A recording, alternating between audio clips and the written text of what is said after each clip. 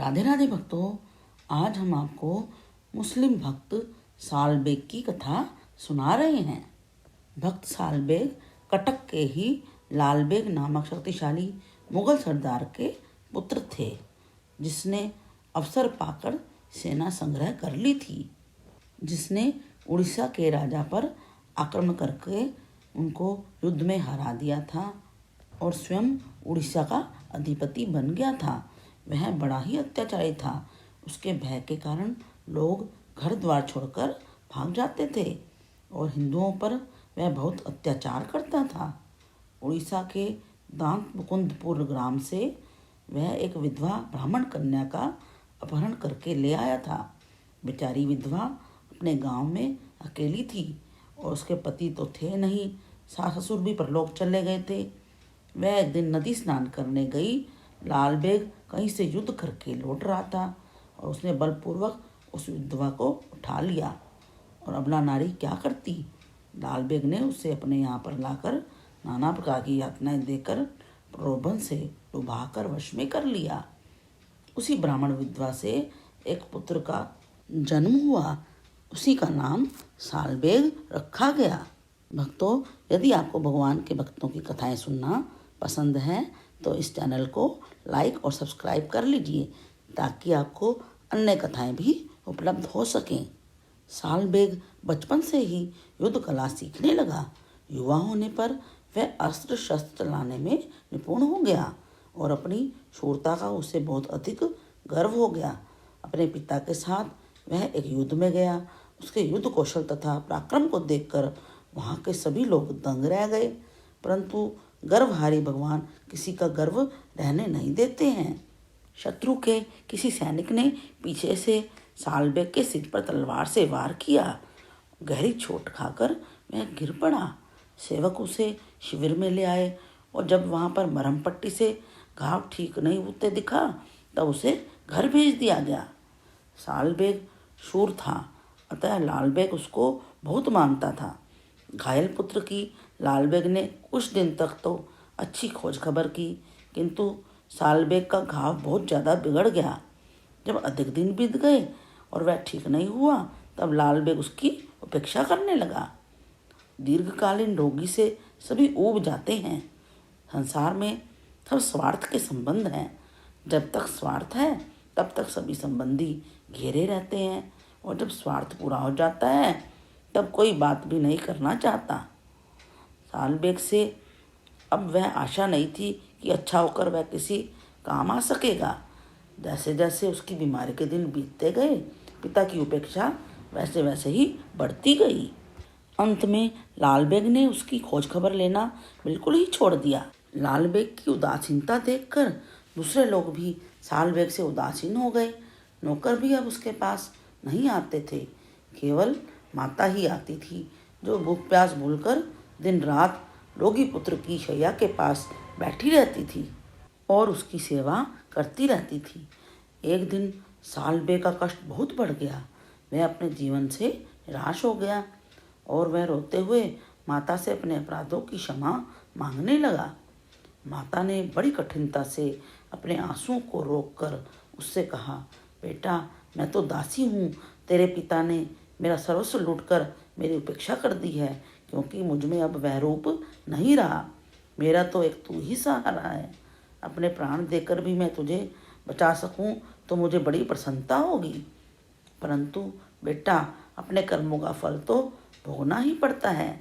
सिर्फ एक ही उपाय है, परंतु वह तुझसे होगा नहीं। सालबेग ने बड़ी उत्सुकता से पूछा। माता ने उसे बताया कि बेटा, तू ब्राह्मणी का पुत्र है। उसने कहा, माँ, मैंने तेरे गर्भ से जन्म लिया है, तू जो कहेगी मैं वही करूँगा। माता ने कहा, बेटा, भगवान ही तेरी रक्षा कर सकते हैं। वे आनंद कंद नंद नंदन ही सब देवों के राजा हैं। उनसे बड़ा दूसरा कोई देवता नहीं है। वे बड़े ही दयालु हैं। तू कपट छोड़कर विश्वास पूर्वक उन गोविंद का भजन कर, वे तेरे सब रोग दूर कर देंगे। पुत्र ने पूछा, माँ, मैं तेरा कहना करूँगा, पर तेरे वे भगवान कैसे हैं, कहाँ रहते हैं, मैं कैसे उनका भजन करूँ? लालबेग के घर में आने के बाद से आज तक साल बेग की माता को किसी के मुख से भगवान श्री कृष्ण का नाम भी सुनने को नहीं मिला था।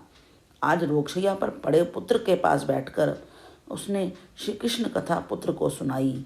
मयूर मुकुटधारी, वनमाली, पीताम्बर परिधान, त्रिभंग सुंदर मदन मोहन के स्वरूप का उसने भली प्रकार से वर्णन किया और अपने पुत्र को श्री कृष्ण नाम जप करने को कहा। उसने कहा, बेटा, श्री कृष्ण भजन का मूल विश्वास है। तू मन में किसी प्रकार का संशय मत आने दे कि भगवान मुझे दर्शन देंगे या नहीं, मेरा रोग दूर होगा या नहीं। इस प्रकार संदेह करेगा तब कोई लाभ नहीं होगा। यह विश्वास करते हुए भजन कर कि अवश्य दयालु श्री कृष्ण मुझ पर दया करेंगे। अचल श्रद्धा से तो उनका चिंतन कर, 12 दिनों में अवश्य तुझे दर्शन देंगे। सालबेग ने नेत्र बंद कर लिए। उसकी जीभ अविराम कृष्ण कृष्ण कृष्ण का जप करने लगी। भगवत नाम की अतुल शक्ति से उसका बाह्य ज्ञान लुप्त हो गया। उसके अंतःकरण में मुरली मनोहर की दिव्य मूर्ति प्रकट हो गई और उसका हृदय आनंद से उछलने लगा। अपने आप बिना जाने ही वह उन नवघन सुंदर की मानसिक पूजा करने लगा। उसके भीतर से स्वतः विचित्र स्तुति प्रकट हो गई। भगवान की लीलाओं का स्मरण होने लगा। वह पूतना, मोक्षदाता, शकट भंजक आदि भगवान के लीला सूचक नामों से उनकी स्तुति करने लगा। उसके नेत्रों से आंसुओं की धारा बहने लगी। देखते देखते 11 दिन बीत गए। सालबेग ने कहा, माँ, मालूम होता है कि भगवान को मेरा मर जाना ही पसंद है। वे इसी से मुझ पर दया नहीं करते। रोगी सालबेग कहाँ तक धैर्य रखता। उसने रात को निश्चय किया कि मेरी माता के कहे मुताबिक कल 12 दिन पूरे होते हैं। आज की रात ही बीच में है बस। यदि मैं इतने में अच्छा नहीं हुआ तो अवश्य आत्महत्या कर लूँगा। भगवान का चिंतन करते करते सालबेग सो गया। उसकी शैया के पास उसकी माता भी सो गई। सालबेग ने सोते सोते स्वप्न में देखा कि उसके सिरहाने बाल मुकुंद वेश में भगवान खड़े हैं और कह रहे हैं, सालबेग, ले, यह विभूति लेकर अपने घाव पर लगा ले, इससे तेरा घाव अच्छा हो जाएगा। देख, पीछे मुझे भूल मत जाना। निश्चय जान, तेरा भवरोग भी दूर हो गया। जो सच्चे मन से मुझे किसी भी उद्देश्य से बचता है, मैं उसे इस लोक और परलोक में सभी दुखों से छुड़ा देता हूँ। निद्रा में ही सालबेग ने विभूति लेकर अपने मस्तक और शरीर पर लगा ली। सहसा भगवान की वह मूर्ति अदृश्य हो गई और सालबेग की निद्रा भी टूट गई। जागते ही सालबेग मारे आनंद के चिल्ला पड़ा, माँ देख, तेरे करुणा में श्री कृष्ण भगवान ने मुझ पर कृपा की है। उठ देख, मेरा घाव सूख गया है, मैं कृतार्थ हो गया।